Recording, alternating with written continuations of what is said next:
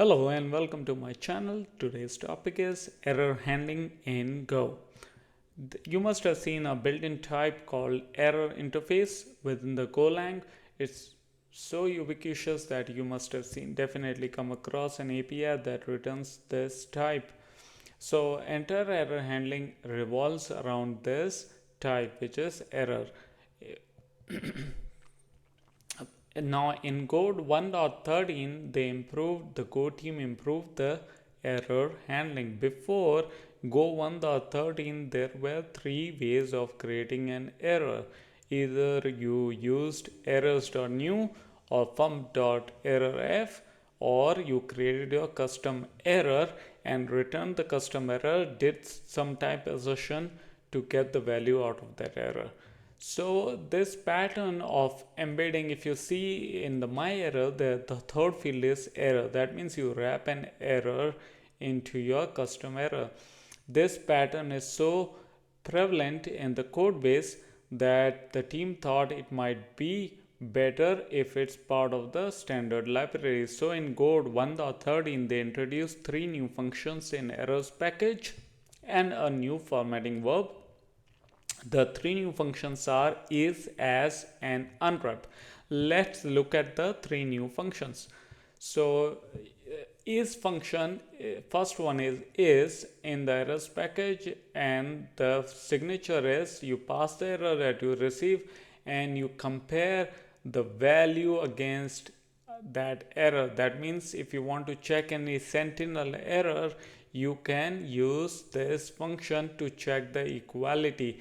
Remember that it's better or preferable to use is instead of equality check, because equality check does not go down the entire error tree like is does. So wherever you are checking equal to, instead of that use dot is function. Similar to is function there is as function, but like is operates on the value of a particular type. This as function operates on the type of the error. That means if you create your custom error, it's either you can compare it with the pointer to your custom error or the pointer to the interface.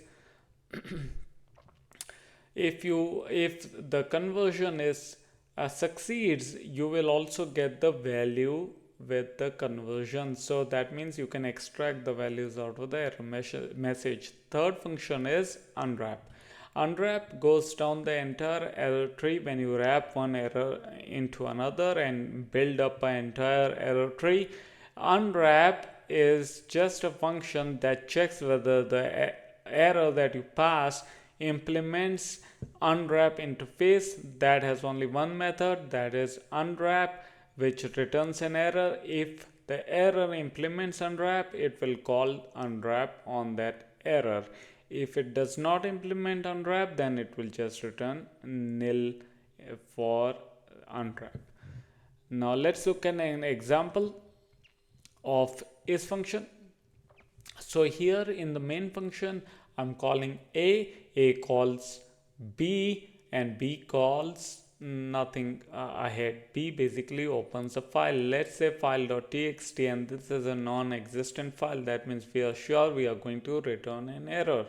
So we return that error. A catches that error, adds its own message, and you can see the %w. This is the new formatting verb, and you wrap that error in this new error that you create in A and then return that.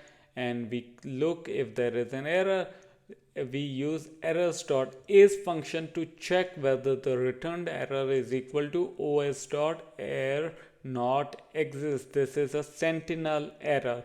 If it succeeds, we just print file does not exist, and %v will print the contents of the error type. So that way you can use the is function for checking the sentinel error.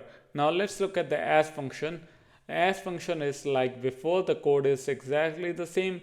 It's just that we are leveraging, instead of is, we want the details out of what operation was being performed on the file that was it's being performed on. And there are other properties also, p.error that returns error string. But if you want to extract the contents of the error, you use the as operator. So here we can see it not only converts to pointer of os.path error, it also puts the value in that instance and you can extract the value. The last topic is panic and recover. So let's say there happens a panic in your program, like here I have shown a calls b calls c calls the panic. Let's say you can imagine this is a function call, there's a chain of function call, and at some point panic happens. It will, what panic does, it will stop the execution flow of c and try to call the defer. If there is a defer on c, then it will bubble up to b. Call in defer on b, then it will bubble up to a, and as long as the function, it will keep bubbling up as long as the function exits, and call defer if they, along the way, if there are any defined.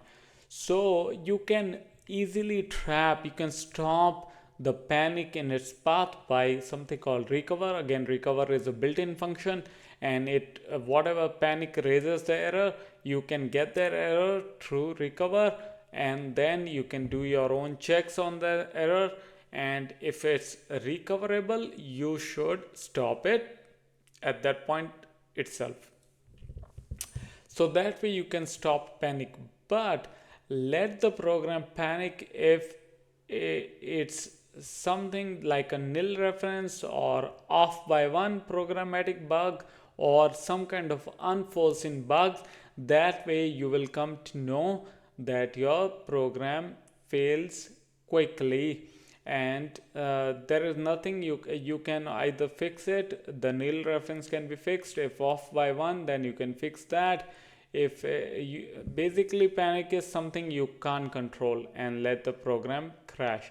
But let's say it's a mission critical application and you don't want it to fail in any condition, you can use recover, and that way your program will stop from exiting. Thank you very much for listening, and you can watch my other videos. Thank you very much.